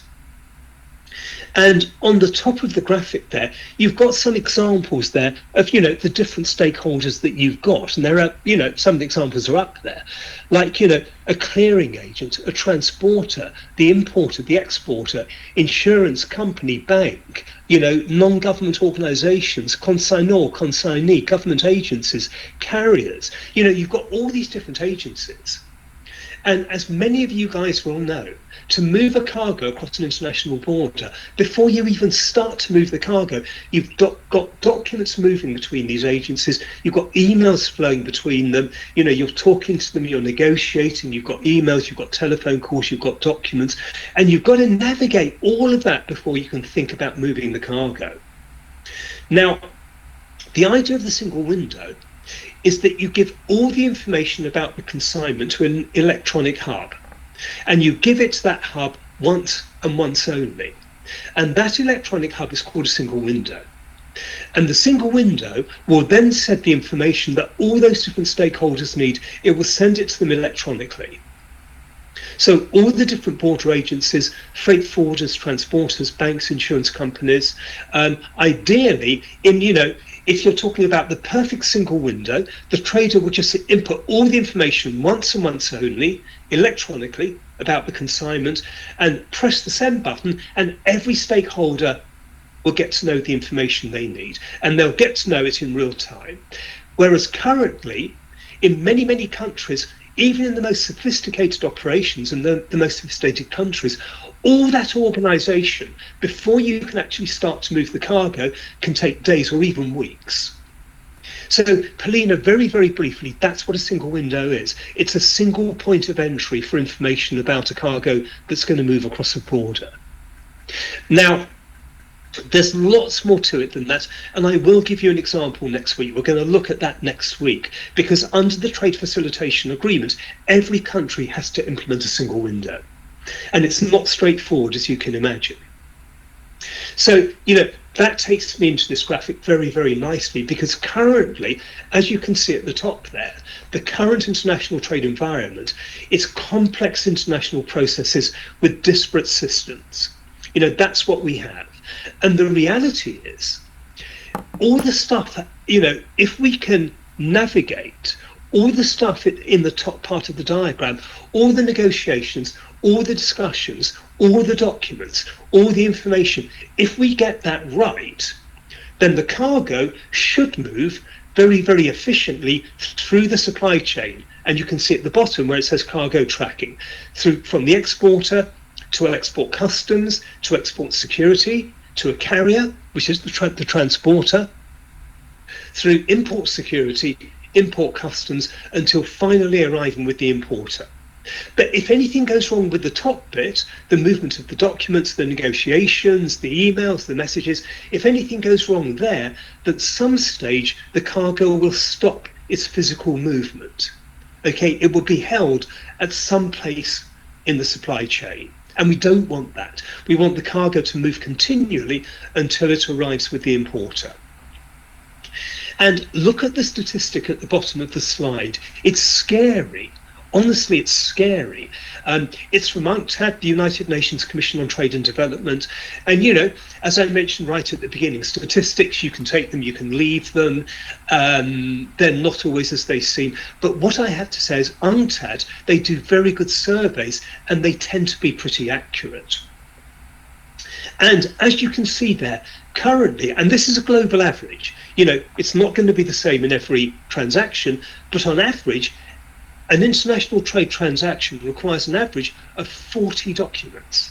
Can you believe that? 40 documents of 200 data elements, with 15% of the information repeated at least 30 times amongst those documents, and 60 to 70% repeated more than once. And what we can extract from that, and by the way, international trade is one of the few things in life that is still very heavily paper-based. You know, virtually everything now we can do digitally, can't we? We can do our banking online. If you're lazy like me, you can do your shopping online. You can do virtually everything online. In an international trade, we do the customs operation online, but virtually everything else is done by paper document. Really, really old-fashioned. And if you look at the numbers at the bottom of the screen, you can see just how inefficient it is. International trade is really, really inefficient in the way we carry it out globally. Now, single window should improve that when implemented globally. And also there's another element of the trade facilitation agreement, and that's called globally networked customs. And that's the concept of having every customs agency globally connected with each other. I mean, that's a long way away, but that's the way the world is going. But it's not what we have at the moment. And, you know, when you look at the numbers there, they're important. The reason they're important is because they give you an indication of the cost of doing business. So if I'm a trader and I want to trade something across the border, I know the selling price of my product. And if I'm a buyer, I know the buying price. But as a seller, an exporter, or a buyer, importer, I've also got the cost of carrying out international business. And that cost is generating documentation, it's making sure the information is correct, the HS code, the valuation, the rule of origin. It's negotiating with freight forwarders. You know, it's all the things that go on. There's a huge cost in the cost of international trade, a huge cost in the cost of doing business. And, you know, interestingly, the World Bank measures this for every country. They used to do it every year. It was called the Ease of Doing Business Survey. They don't do it every year now. In fact, they stopped doing it a few years ago because they found out that China was cheating. So they stopped doing it. But they're starting again. Now they're going to call it Business Ready, the Business Ready Index. And that index, again, will measure very, very similar things. What is actually the cost of doing international business in different countries? There's also another index which is operated by the IFC, the International Finance Corporation, and that's called the LPI, the Logistic Performance Index. And that's very, very similar in many ways. It looks at the cost of trade logistics and things like customs, digitalization of borders in different countries. And it has an index, who's the best, who's the worst. So, if you look at those indices, they really give you an indication of which countries are doing the best in relation to trade facilitation and which aren't quite so good. Interestingly, the top of the list for years and years and years was Singapore. They were always the best at trade facilitation, but they were knocked off their perch a couple of years ago by New Zealand, which is now top of the pops. But there we go. But anyway, so the point here is the cost of doing business can be really, really high in supply chains. And we have different views of the world. Now, in the World Trade Organization, a previous head of the World Trade Organization, you may have heard of a guy called Pascal Lamy, very, very highly respected. He was Director General of the World Trade Organization until about 5 years ago. And, I think he was really, really insightful. That's my view. He was very good. And one of the things that he did was he really looked at, he had a thing where he focused on the cost of doing international business. He, of course, with the World Trade Organization, tariffs are important. But, in some countries, it's the non-tariff barriers that have more of an impact than tariffs. And, and to be fair, this is something Mr. Trump has identified, that was identified.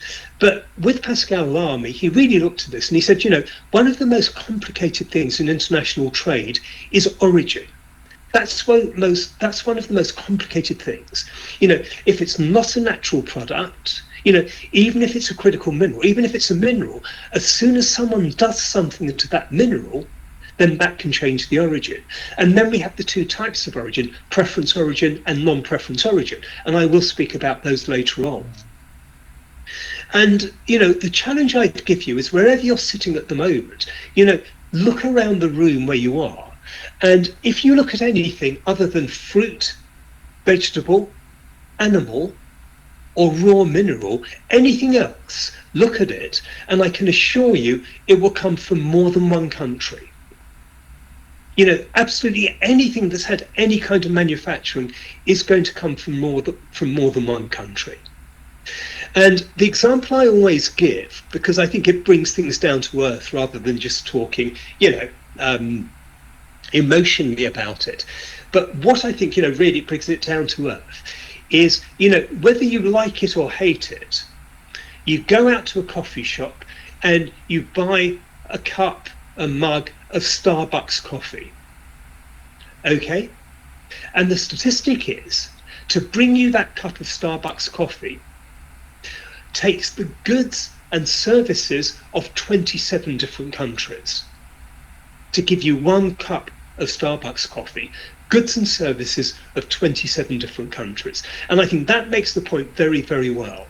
We live in a globalized world. Some people may not like it, but it's too bad. We live in a globalized world. And the point Pascal Lamy made is, rather than businesses having to go through the whole thing of proving origin, and you have to get it right. In the worst scenario, if you don't get it right, you can be prosecuted. But he made the point, rather than the expense of proving origin, why don't we just say every product is made in the world? And that was his view. And, it's been debated over and over again, for and against. I speak quite a lot at international conferences, and I think, and sometimes I try and work out in my mind, because I don't keep statistics. I probably should keep better records than I do, but I try and work out in my mind the kind of subjects I'm asked to talk about. And they're always international trade related, because that's what I do. But I think in terms of that, when he made that comment 10 years ago, when was it? He made it 2010. So 15 years ago, when he made that comment, I was at conferences. I was asked to debate that at UN conferences, WCO, WTO conferences, trade conferences. I was asked to debate that point more than any other point, because there's a lot of relevance there. So really interesting, made in the world. Is that going to be possible? My view is no. We'll never see that. And that's the point I make when I talk about it, when I debate it. But the idea is no doubt a good idea. Because, currently we have trade fragmentation. And, don't worry about the detail of the graphic you can see at the moment, the spaghetti bowl. But those lines you can see there, they depict trade agreements between countries. And it is a spaghetti bowl. And what that means is that generally, and very, very often, you can have trade between two countries where they could benefit from more than one trade agreement. If you look at Southeast Africa, for example, a lot of the countries are in SADC, they're in COMESA, they're in the East Africa Community, the EAC. So you can, and also the Africa Continental Free Trade Area. So, and that's just picking on one group of countries. So you can have a trade between two countries where more than one trade agreement could apply to it. So we have this fragmentation in terms of trade agreements globally. And we have this huge rise in trade agreements being negotiated. And again, the reality is they take a long time to negotiate. When two countries are negotiating a trade agreement, basically they're looking at every product that can be traded in both directions between the countries. And they debate, they discuss, they agree on whether they will be allowed duty-free import. And that will depend on how sensitive they are, and that will be the negotiation. So in any trade negotiation, that's what the countries have to do. They're looking at every single commodity that's going to be traded between them and decide, is there going to be a tariff, or is it going to be free trade? And if it's going to be a lower than the normal tariff, how low is it going to be, or how high is it going to be, depending on how you want to look at it. So a huge rise in regional trade agreements. This has been ongoing even before the tariff situation. You can see in 2022, when the last figures came out, a huge rise in negotiation of trade agreements. And of course, because of the current situation, we're currently seeing a big increase at the moment in these agreements being negotiated. So again, in relation to terminology, what do you actually get with these trading groups? Because, the terminology can be confusing. So if you like the most, I was going to say effective, it's probably not the right word, the most comprehensive kind of trade agreement is the customs union. And a customs union is a group of countries that have a common external tariff. I mentioned this earlier on this afternoon, or this morning if you're in the States. So a common external tariff is that when there's agreement between the countries that they're going to charge the same rate of import duty for a product coming from wherever the point of origin is. Okay?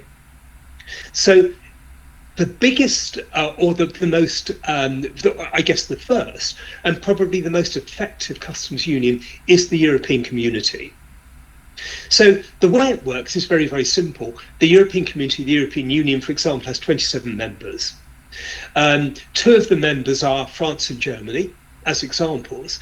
And that means that if I'm in Germany, if I'm importing a lump of a commodity and the rate of duty is 3%, then every other country in the EU has to charge the same rate of duty, whether it's in France, in Ireland, whatever, in oh gosh, I've gone brain dead, in the Netherlands, whatever country it is, it will be the same rate of duty. That's what a customs union is. And what that means is, if I import a product into any country in the European Union, when I customs clear it and pay duty on it, then it becomes in free circulation. And that means I can move it freely all over the customs union range of countries without any customs intervention whatsoever. So that's what a customs union is. There aren't very many of them. As I mentioned, the European Union is probably the biggest example, the most effective example. You also have the Eurasian Economic Union, which is Russia and the Stans, Kazakhstan, Armenia, Turkmenistan, I think, is a member, Belarus is a member. So we'll see what happens there. I think that's going to get a bit fragmented. And we have the EAC, the East Africa Community, which is a free trade area, but it's currently trying very, very hard to become a customs union. And that's countries like Kenya, Tanzania, Uganda, South Sudan, Rwanda, Burundi. So that would be a customs union as well. And then we have free trade areas. With free trade areas, that means trade within the countries of those free areas will be free of customs duty in most cases. That's what a free trade area is. But they're not customs unions. And that's, for example, the European Economic Area. The UK is part of that. The US-Mexico-Canada trade agreement, not too sure what's going to happen with that. It was NAFTA, the North America Free Trade Agreement. Then in his first term, Mr. Trump changed it to the US-Mexico-Canada trade agreement. That's now been impacted by tariffs, so not sure what's going to happen with that one. But anyway, that's the US-Mexico-Canada trade agreement. We've got EFTA, the European Free Trade Area. The one everyone's getting really excited about is ACFA, the Africa Continental Free Trade Area. Very interestingly, I can never say the acronym ACFA, that's going to be huge because that's the only free trade area which is a whole continent. And that's the whole of Africa is going to be under one free trade agreement. It's not a customs union, but it is a free trade agreement. And that's going to have a huge economic growth impact, a positive impact to most countries in Africa. So I think that's the one really to look out for. We have the Asian Free Trade Area. You can see the group of countries there. We've got different trade agreements in Southeast Asia. We've got the ASEAN agreement. We've got the Asian Free Trade Area. We've got the Asia Pacific Economic Cooperation Forum. There are loads of these areas. In Africa, you've got ECOWAS in West Africa, you've got EAC in East Africa, you've got SADC and COMESA in Southern Africa. So, there are loads and loads of these free trade areas. And when you get agreements, they allow for either free tariff-free sale and purchase of products, or lower than the normal tariff. They may not be free trade, but they would generally be lower than the normal rate of duty. Do remember, in any trade agreement, you can have exemptions. These are negotiated. So certain products may be exempted from the trade agreement. If they're exempted, then of course the full rate of import duty will apply. And then we have EPAs, Economic Partnership Agreements. And these are trade agreements. The EU has a lot of these. These are trade agreements, but they're more than just trade agreements. So, for example, the European Union has economic partnership agreements with the ESAS states in southeastern Africa, and those are countries like Madagascar, Mozambique, Zambia, Zimbabwe. And interestingly, the EU are very good at this. In the EU, they discovered that, exporters from those countries were not taking advantage of the economic partnership agreement when they could take advantage of it. And get duty-free sales, and they were really worried about that. They were saying to exporters in the countries in southeastern Africa, why don't you take advantage? And the answers they were getting was, well, we don't know how to do it. We don't know how to determine the origin. We don't know how to declare the origin, and our own customs authorities are not very good at it. We don't know where to get help from. So that ended up well for me. And for the last couple of years, I've had a program in Zambia, in Democratic Republic of Congo, in Zimbabwe, in Zambia, did I say, and in Mozambique. And it's all about training their exporters and their customs authorities on the rules of origin and how to declare origin and how these economic partnership agreements are working. So there you've got some example. So when we talk about origin, it's complicated. Frankly, when we run courses on origin when you run courses on origin for customs officers, the shortest courses are 5 days. But when you train operation people, they do a 2-month course on origin. It's a complicated situation. There's no nice way to put it. From your point of view, you don't need to do a 5-day training course on origin, but you do need to know the principles. We don't have time to go into huge detail on this program, but at least I want to give you a background into it. So there are 2 types of origin of any product, and those are preference origin and non-preference origin. So when you prove the origin for preference reasons, that's when you prove the origin, because in the trade you're conducting, you want it to take advantage of a free trade agreement. In other words, you want the product to have duty-free access in the country to which it's consigned. So you're proving that the goods meet the rules of origin under a particular trade agreement. Non-preference origin is when you prove the origin for any other reason, and it could be to do with sanctions, it could be tariffs like are happening in the States at the moment. So we have two different types of origin, non-preference origin and preference origin. Generally, if you're asked to prove non-preference origin, it is generally a legal requirement of the country of destination to prove the non-preference origin. And that means you have to declare the non-preference origin. It is a legal requirement to do that when the goods arrive at destination. With preference origin, it's not an obligation.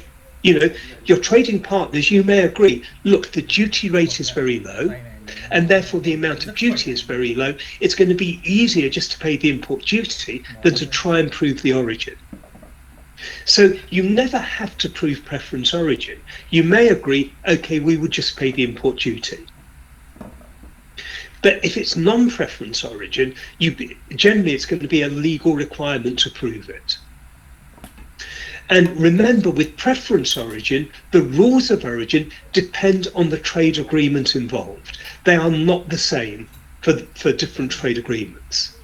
So even though one mineral, one product may meet the rules of origin for one trade agreement, it doesn't mean it will meet the rules of origin for another trade agreement. The rules are different under different trade agreements. So every time when you're exporting, you have to prove the preference origin. You've got to look at the trade agreement. In other words, where's the product coming from? Where is it going to? You've got to look at the trade agreement involved. You've got to look at the HS code for the product, and that will tell you what the rule of origin is. Okay, and the goods may or may not meet the rules of origin. So, you know, there's no nice way of putting it. It's not simple. It's a complicated situation. Okay, let me just pause there for a minute. Any questions or comments so far?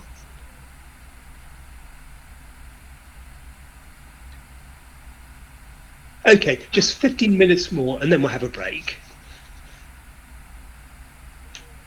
Yeah, okay.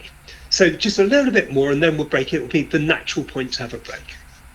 I was just going to say that please don't hesitate to ask if something goes over your head, or if you find something is difficult and you can't take it in, let us know. Similarly, if you're not absorbing information, if you think it's too much, just raise your hand, tell us to stop, and it's absolutely fine. Don't be reticent. Thanks, Paulina. Absolutely, very, very much.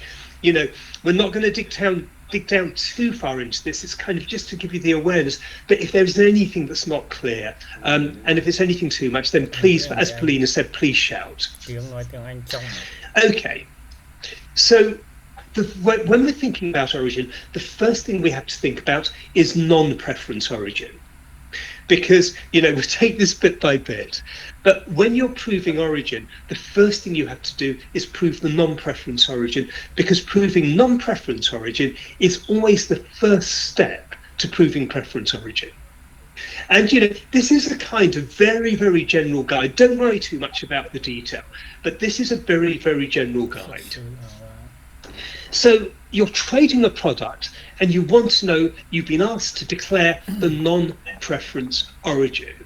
So the first thing is it a raw product? If it is, then no trouble at all. Whoops, if it's something like that, there's no argument.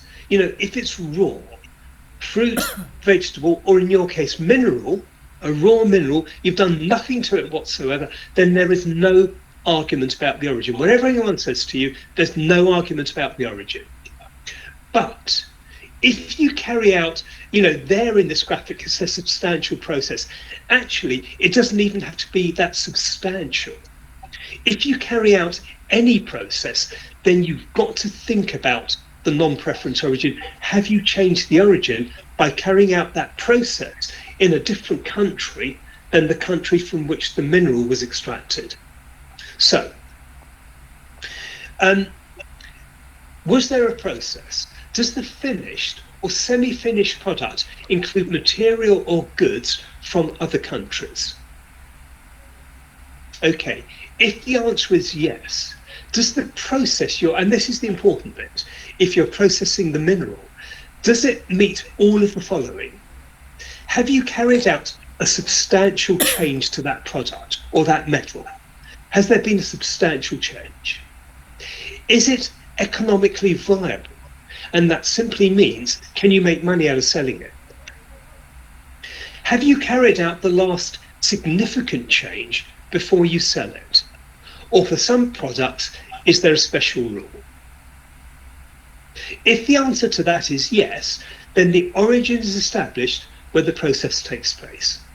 And it really comes down, to put all of that together, it really comes down to, and in a way it's very, very subjective, the thought process. But it really comes down to, without going into the detail of the World Trade Organization rules of origin, which are for the non-preference rules of origin, it comes down to, have I carried out a significant change to the mineral? If I've just repacked it, relabeled it, sorted it, those kind of things, I've not changed it and its origin doesn't change. But if I've refined it in any way, I'm not a specialist on metals, so forgive me for my terminology, but if I smash the metal to make something out of it, it's the same metal, but I've made a product out of it, that could be a significant change. And that could change the origin for non-preference reasons. So, that's it. The first stage of proving preference origin is determining the non-preference origin. So, as I say, if it's something like that, then there's no worry about it, is there? It's really very, very straightforward. And I guess for a lot of the minerals you're trading, a lot of the metals, you don't do anything to them, then there's no question. They wholly originate in one country. There's no question about that. But remember, as soon as you do something to them, you could be changing the origin, and you have a legal responsibility to check. Now, when we talk about preference origin, the only way to determine if your goods meet the rules of origin to take benefit of a trade agreement, and that's what preference origin is all about, the only way to determine that is to look at the trade agreement, it's to look at your HS code of your product, and that will tell you what the rule of origin is for that product under that trade agreement. And it will tell you one of the three things you can see on the screen. Firstly, value add. So forgive me my terminology, because I know most of you are specialists in your products. So forgive the terminology, but you've got a lump of metal, okay? And you've put it in a machine which flattens it. Presumably, by flattening it, you've added value to it. You've increased the value of it. So, if the rule of origin comes under, so you look up the HS code for that type of metal and for what you're making from that type of metal, and it will tell you. And if it comes under the value added rule, it will say, if you've added, and it will give you a percentage, anything between 0 and 99%. If you've added a certain amount of percentage of value to that product, you've changed the origin. So again, forgive me the terminology, because I'm not an expert in metals, but I bring into the UK a lump of copper from Zambia. Okay, I bring it into Zambia. In my factory in the UK, I put that copper into a machine, and it makes a sheet of copper, which can be used to make batteries. So I've added value.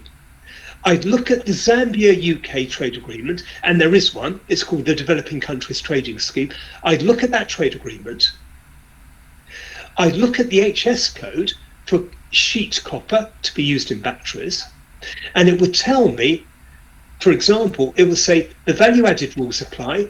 If you've added value, if you've added, say, 25% of value, or 30, or 98, or 22, or 46, it will give me a percentage. If you added this amount of value as a minimum, you would change that product to UK origin for preference reasons.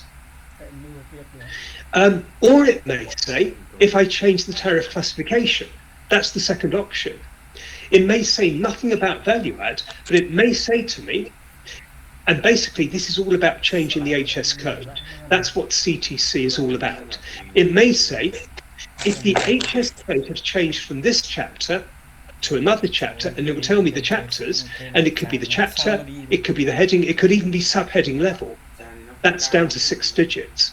So it will tell me if I've changed the HS code by a certain number of digits, by flattening that lump of copper, I've changed the HS code, that will change the origin to UK origin. Or it may say there's a specific process for that type of copper, and it will tell me what that process is. So there's going to be the rule of origin is either going to be value add, it's going to be CTC, or it's going to be special process. If it's special John? process, yeah, please go ahead. All right, I Please. understand how the origin changes with processing, but I don't understand the difference between preferential and non-preferential. Okay, can I come back to that in one moment? Yes. I will. Just give me one moment, and I know Yes. it's confusing, so forgive me for that. Yes. I probably haven't explained it very well. Promise I'll come back to that in 1 minute. So with preference origin, every time you've got to look up the trade agreement, look up the HS code, and it's going to tell you one of these 3 things are the rule of origin for that product. If it's value add, it would tell you the percentage you have to add to change the origin. If it's CTC, it would tell you the chapter or the heading or the subheading in the HS code that has to change the origin. If it's specific process, it would tell you exactly what that process is. Okay, and with specific process, I think for certain chemicals that you may get involved in, that could be a specific process. But every time you have to look it up. There's no quick way to do it. So the difference between non-preference and preference origin, let me just go back to this. So when you prove preference origin, and that's this, that's this, when you're proving preference origin, you're proving the origin so that you can take advantage of a trade agreement. Okay, that's what preference origin is all about.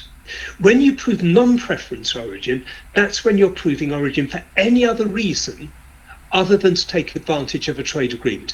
And it could be connected with sanctions, it could be simply the buyer's right to know, it could be because the importing government wants to know. In the States, it will be because of the current non-preference tariffs that are being imposed on goods. So with preference origin, it's all about proving origin under a trade agreement. Non-preference origin is proving origin for any other reason. Does that explain it a bit better? Okay, I know it's complicated. It really is great, good. And, it is hugely complicated. It really, really is a complicated subject. But it really is important to get it right as well. And the other thing to mention, just to finish off on origin, is remember that proving non-preference origin is the first step to proving preference origin. Because if the product doesn't, if the product doesn't meet the criteria for non-preference origin, it won't meet the criteria for preference origin. So, that probably makes it sound even more complicated, but it's not really. It just means that, whether you're proving non-preference origin or preference origin, you always start the process by proving non-preference origin. That's the reality. And what I always say to people is, to kind of put it in a nutshell, to really simplify it as much as I can, when you're proving non-preference origin, the best way to look at it is, am I carrying out a significant change to the product? That's the best way to look at it. Is it, I've got this lump of copper, am I doing something insignificant or something significant? If immediately you can say, well, actually, it's extremely significant, then that means you're probably making the non-preference origin the country where you've carried out that change. But very, very often, it can be pretty subjective. What are the percentages involved and so on and so on. Okay. And in terms of the rules, for non-preference origin, we have the World Trade Organization rules of non-preference origin. With preference origin, you have to look up the trade agreement involved, and that will tell you what the rules are. Okay, any questions on origin, or in fact, any questions on what we've covered so far? I think, John, we might have to kind of explain and maybe give an example of non-preference origin and preference origin. That would perhaps make it easier. Okay, so right. I'm just going to give you an example. Let's say I have an ore that originates in Brazil. Yeah. And say I then exported, let's say that ore is taken to China, let's say, and it's processed into a metal. Okay. Let's say I then import that metal into the UK, let's say from China, and so currently it's originating in Brazil, you're sending it to China, and they're carrying out a process in China. I just want to make sure I've got it right. And then you're sending it, from China to UK. Let's say to UK, to process it, let's say in a different shape. Yeah. And then that is exported to the US, for example. Yeah. So when you're talking about preferential and non-preferential origin, based on that example, for example, what would you? Okay, so again, so each stage you've got to go through the process. So Brazil to China, I don't think there's a trade agreement between China and Brazil. I may be wrong, but it doesn't matter. So from Brazil to China, we don't have to worry about preference origin. There's no trade agreement. But say in China, they want to know the non-preference origin. If it's the ore, then it's very, very clear. There's been no process on the ore, so it's Brazilian ore. There's no question about that, because it hasn't been processed. So it will be imported into China as Brazilian ore. Okay. So that's a non-preference origin, right? That's non-preference. It's nothing to do with the trade agreement, because there's no trade agreement between Brazil and China. Okay. They're then sending it from, I think you said from China to UK. Okay. Again, we don't have a trade agreement, so again, we're looking at non-preference origin. So in the UK, if we want to know, we may not want to know, but if we do want to know, so they've changed the ore from ore to a metal in China. Okay. So in China, what they have to do is look at this process. They've carried out a process. Is it economically viable? Have they carried out the last significant change? Or is there a special rule? Which there probably isn't. There may be, but probably not. Is it the last significant change? It may be, it may not be, we don't know, because I think you then said it's going to go to the US. So in the UK, we may do something to it as well. But if they're saying it's the last significant change, then, again, they've got to look up the rule. They've got to look at how much value they've added and then decide. So if by changing that ore into the metal, if they've added, say, 80% of value, then probably, and they'd have to look up the rule, then they could probably say these goods are of Chinese non-preference origin. Okay? So now we've got the metal in the UK and it's going to the USA. So first we're processing it, we're changing its form. You're so we're melting it into something else, Okay, but going to the USA at the moment, actually, it doesn't really matter, because at the moment we've got the flat rate of tariffs for anything going from the UK to the USA. Okay, so what, we've got a complexity here, because it's only in the last couple of weeks that I think that I think it is only in the last couple of weeks that the Trade Department in the US have realised you've got to have rules of origin, because they never mentioned rules of origin before. So now there's going to be a rule of origin, and that product's gone from the UK. So it's had some work done on it in the UK. It's gone to the USA. We've got a bit of a trade agreement between the UK and the USA. There's a bit of a trade agreement there. It's not a typical trade agreement, but it is a bit of a trade agreement. So what we would have to do, Polina, is, and I'm not hedging here, it's because this is what we would have to do. We would have to look up the UK-USA trade agreement. We would have to look up the HS code for that metal product, and that will tell us what the rule is. Okay?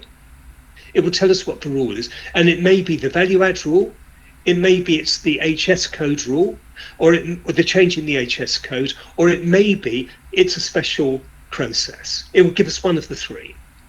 So that's what we would have to do. We would, when we ship from the UK, we would have to do the work on that. We'd look at the trade agreement. We'd look at the HS code under the trade agreement. The trade agreement will tell us what the rule of origin is for that product, and then we would know if that product meets the rules of origin, or if the full rate of duty is going to be charged in the USA. Okay. So, for example, if it's a CTC, if we're looking at the CTC, and the metal has gone from a classification under unwrought metal, like say unwrought niobium, to a wrought product, say wrought, whatever, it's a semi-fabricated product, then it would come under a different HS classification, so different HS heading. Would the origin at that point be China, or would it be UK? It depends what the trade agreement says. Right. That's what the trade agreement will tell you. It will tell you whether you declare the UK as the trade agreement or China as the trade agreement. Okay. That's what it's going to tell you. Because so if it becomes, UK, is that then the preferential origin? Yeah. Yeah. So if it becomes UK, then it can enter under the UK-USA trade agreement. But you see, this is the complexity, that every time you have to check this every single time, and it will tell you what origin you're allowed to state. So, frankly, what it really, I'm really cautious about giving generalizations, because for every generalization, there's exemptions to the generalization. But, if you carried out a huge amount of work on it and really changed the whole thing and added 900% of value to it, then it's likely it would change it to UK. It may not. That's why you have to look at the agreement. For many products, that would be enough to change the origin. But every time, this is the key thing with trade agreements and preference origin, every time you've got to look at the trade agreement. There's no shortcuts. The generalization would be if you add a huge amount of value, and particularly if you add other product as well, but generally if you add a huge amount of value, it may well change the origin. But you can't take that for granted. Sadly, there are no shortcuts. And, so much so that, for example, one of the most complex global sectors is the automotive sector. And actually I do this once a year, in November there's a company, and there are several companies that do this now, but there's a company in Austria, and they make software, not just for the automotive industry, for many industries, but it's particularly relevant for the automotive industry. They make software, and that software is software to determine origin. And once a year I go and train their people on customs procedures. But they have software that does that, where you put in all the details of the product, all the countries involved, where, all the processes that it goes through, and it does actually work out the preference and non-preference origin. And, when you're talking about complex sectors like the automotive sector, honestly, you need that. To try and do it otherwise can be really difficult, particularly when you're dealing with lots and lots of different products to make a final product, when you're dealing with lots of different elements, raw elements, manufactured elements, and so on. You need an IT program to do that. But sadly, there's no shortcut. So, Polina, that's what you have to do. You've got to look at the UK-US trade agreement, and frankly, that's not even mature yet, but that's what you have to do. Look at that, look at the HS code for the product, and that will tell you what the rule is. John, we have a question here. Could you please provide a link to the WTO rules of non-preference origin, and specifically to any tests that would clarify when CTC or value-add changes are sufficiently significant to justify a change of origin? The answer is I can't, because what you have to do, as I say, it's easy to find. You've got to look at the trade agreement you want to take advantage of. So to whoever asked that question, I'm sorry, it's not as simple as that. Wish that it were. So, I mean, for the non-preference rules, it's easy. Just Google WTO non-preference rules of origin, and it will tell you, it will get you to the rules of origin. But for preference, you can't do that. You've got to look at the trade agreement involved. So if you're in the EU, and you're selling to Japan, you look at the EU-Japan trade agreement. If you're the EU selling to the UK, you've got to look up the EU-UK trade agreement. If you're doing it under GSP because you're bringing minerals in from East Africa, for example, you'd look at the GSP portal in the European Union. So every time you've got to look at the trade agreement involved. It's not as though there's one link. There isn't. If it was, it would be really, really simple. I'm not trying to overcomplicate it. I'm actually trying to simplify it for you as best I can. But what you've got to do is look at that trade agreement, look at your commodity code in that trade agreement, and that will guide you to the rule of origin. And it's a bit like export controls. You've got to do that every time. Sadly, there's no shortcut. There may be one day, and actually UNCFAT have a program on this at the moment, but currently every time you've got to look at the trade agreement, I'm afraid. John, another question that relates to the current case of UK and US trade agreement being a bit nebulous at this point. Yeah. If there is no text in the trade agreement, is there any way to check these changes and where they apply, or is the only safe option to refrain from changing origin? I always think it's all about showing due diligence. So I think, if your product, if there's no rule yet, and there should be, frankly, there should be, if there isn't, then you can ask for a ruling. Do remember, we'll talk about this next week when we talk about customs. Remember, on origin, you can always ask for an advanced ruling from the customs authority.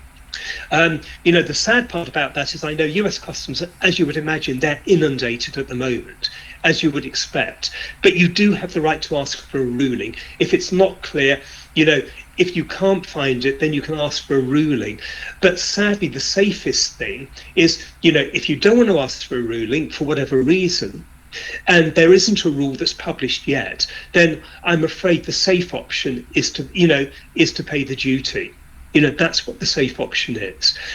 Bearing in mind, you may be, if you're importing, you may be able to reclaim it.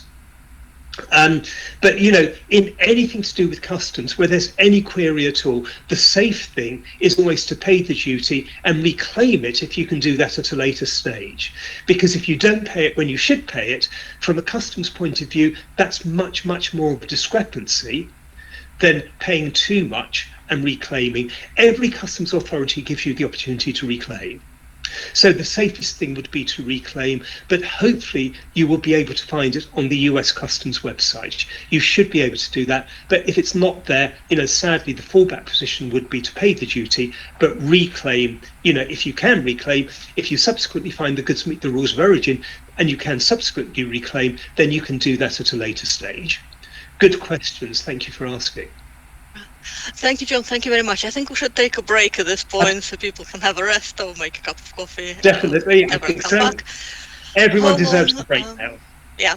At what time shall we reconvene? It's 7 minutes past 3 at the moment. Sure. Oh, it's UK time. Yeah, sure. So if we'll do the half hour. So if we could please reconvene at it's going to be 3:40 UK time. UK is UTC +1 for everyone.